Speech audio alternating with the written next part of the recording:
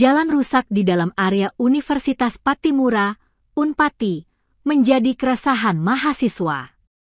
Pasalnya, jalan yang menghubungkan pusat jajanan serba ada, Pujasera, dengan lingkungan kampus ini kerap ramai. Sebanyak 18 lubang dengan diameter 5–10 cm dengan jarak 32 meter. Pantuan tribunambon.com, Sabtu, 8 November 2025, di lokasi, para pengendara harus menurunkan kecepatan kendaraan untuk mereka. Hal ini untuk menghindari kerusakan pada kendaraan mereka saat tidak menabrak lubang jalan. Mirisnya, disebut lagi ada beberapa lokasi dengan jalan yang rusak parah hingga tergenang air saat hujan. Salah seorang mahasiswa, Intan Renleu, mengungkapkan kekecewaannya, disebut kondisi ini sudah terjadi sejak lama. Namun disayangkan belum ada perbaikan jalan hingga kini.